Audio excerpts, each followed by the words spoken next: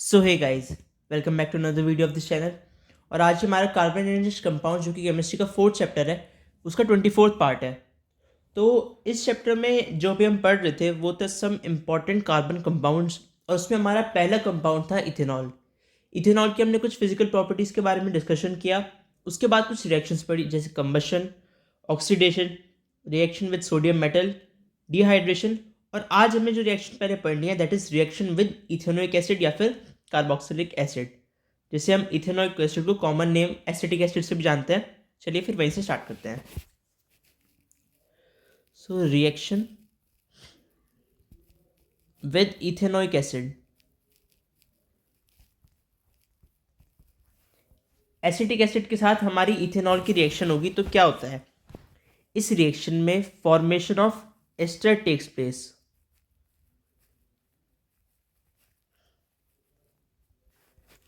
Ester is ESTER, Easter नहीं बोलना इसे, ईस्टर इज EASTER। सो ये वो नहीं है, इट्स एस्टर। अब ये जो रिएक्शन होगी, इसी रिएक्शन को हम एस्ट्रिफिकेशन रिएक्शन नाम से भी जानते हैं, और बहुत बार ये पूछी भी जाती है।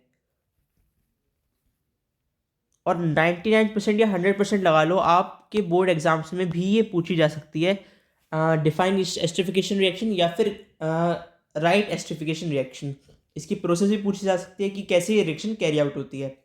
और साथ ही साथ आपको इसका डायग्राम भी लर्न करना पड़ेगा, क्योंकि वो बहुत नेसेसरी हो जाता है अगर आपके पास इसका इलेबोरेट वे में क्वेश्चन पूछा जाए तो जो एस्ट्रिफिकेशन रिएक्शन है, इसमें हमें इथेनॉल को इथेनोइक एसिड से रिएक्ट करवाना है।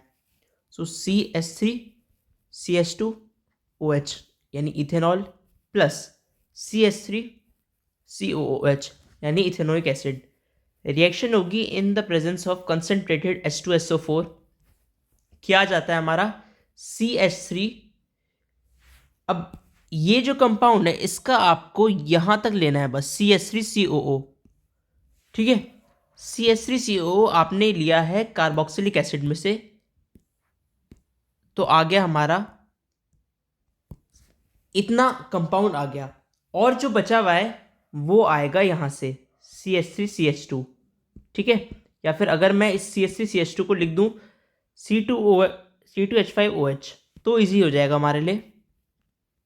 इथेनॉल को अगर ऐसे लिख दें तो इसमें हम लेंगे C2H5 वाला पोर्शन, कॉपी किया, यहाँ पे पेस्ट किया, और आगे हमारा कंपाउंड CH3COO C2H5।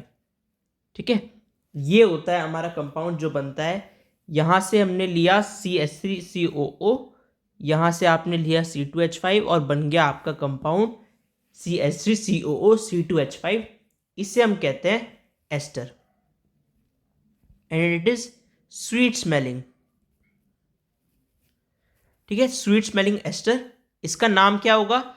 अब एक तरफ तो इसका एल्काइल ग्रुप है, और दूसरी तरफ इसका जो आपका दूसरा ग्रुप प्रेजेंट है वो है।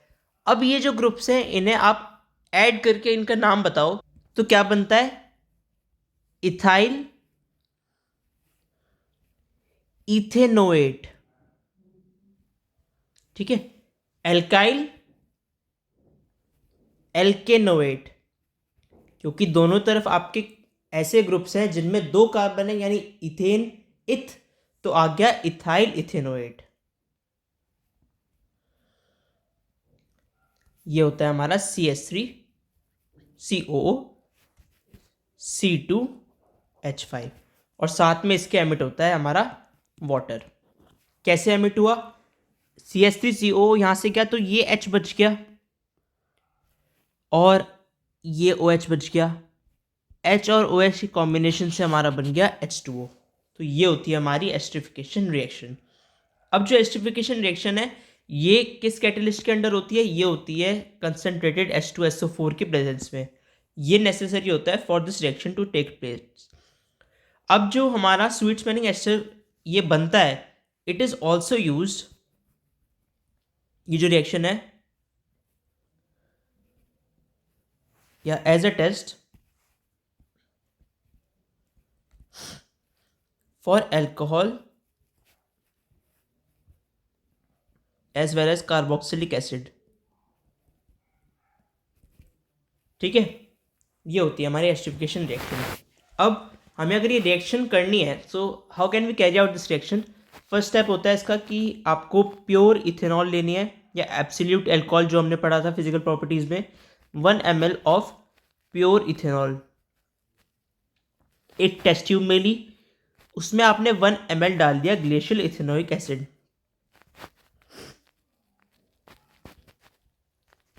ठीक है, और ऐड की उसमें 2 to 3 ड्रॉप्स ऑफ जो इसका कैटलिस्ट है कंसनट्रेटेड H2SO4 इस मिक्सचर में।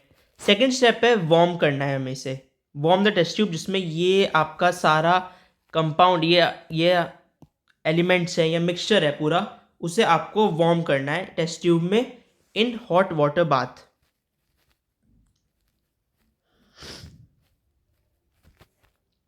ठीक है, वार्म करने पे आपको 5 मिनट्स अगर जब आपने वार्म कर लिया होगा तो आपका जो मिक्सचर तैयार होगा उसके कंटेंट्स को हमें, जो टेस्ट ट्यूब है ना इसमें जो हमारा ये मिक्सचर है इसके कंटेंट्स को हमें पोर करना है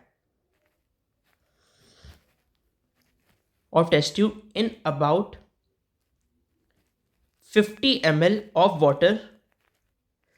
ये आपके टेस्ट ट्यूब में आपने प्योर इथेनॉल डाला, ग्लेशियल एथिनोइक एसिड डाला, 2-3 ड्रॉप्स ऑफ कंसनट्रेटेड H2SO4 डाला, आपने इसे गर्म किया और गर्म करने के बाद जो इसके कंटेंट्स है आपने वो पोर कर दिए एक और बीकर में जिसमें 50 ml ऑफ वाटर है।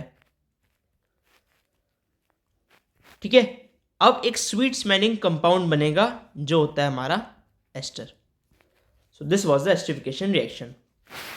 अब टेस्ट्स फॉर अल्कोहल, ये हमारा नेक्स्ट टॉपिक है, test for alcohol. So first is Na metal test. कल हमने पढ़ा Na मेटल टेस्ट करेंगे, जो कल रिएक्शन थी वो रिएक्शन यूज होती है as a test for ethanol और इसमें बनता है हमारा sodium ethoxide. Next is ester test, esterification, आज ही पढ़ी अभी पढ़ी। इसमें हमारा बनता है एल्काइल एल्केनोएट या फिर जैसे अभी आज बना इथाइल एथेनोएट। थर्ड इज अभी तो सॉरी यही दो रिएक्शन है जिनसे हम ये बता सकते हैं कि हमारा गिवन कंपाउंड अल्कोहल है या इसमें अल्कोहल प्रेजेंट है। अब हमें पढ़ना है यूजेस ऑफ इथेनॉल।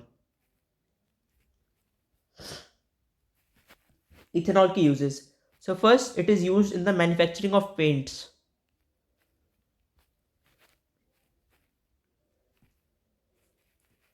साथ ही में मेडिसिन्स, आपको पता होगा अभी जब कोविड टाइम चल रहा है अब भी एक नया वेरिएंट आ रहा है BF7 नाम से। तो जब से अभी ये हमारे कोविड के वेरिएंट चल रहे हैं तो हम सबको पता है सबसे मेन जो दो चीज़ें होती हैं that is social distancing and sanitisers along with mask.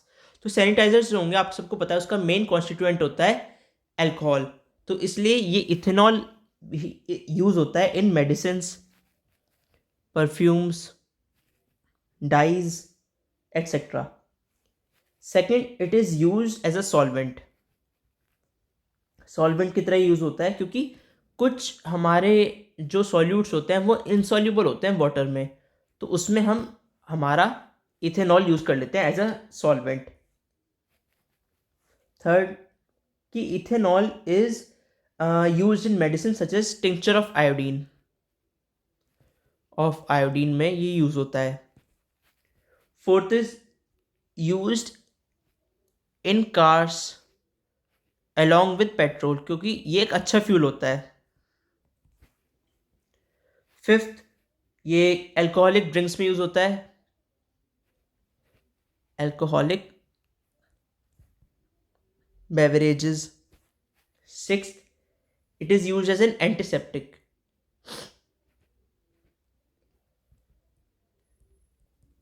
ठीक है, तो ये भी इसका एक यूज है। एंटीसेप्टिक की यूज होता है हमारा in hospitals to sterilise wounds. तो ये हमारे यूजेस होते हैं इथेनॉल के।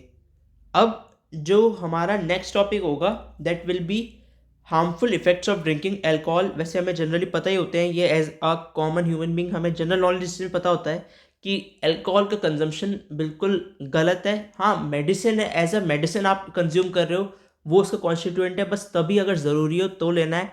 वैसे अल्कोहल इज़ एक्सट्रीमली हार्मफुल। तो उसके कल हम हार्मफुल इफेक्ट्स पढ़ेंगे और पढ़ेंगे डीनेचर्ड अल्कोहल। नया टॉपिक हमारा फिर स्टार्ट होगा इथेनोइक एसिड। सो फिलहाल आज के लिए इस वीडियो में इतना ही। Thanks for watching this video. अगर आपका कोई भी सजेशन हो so please comment down below. Subscribe the channel and stay tuned for later updates. Thank you.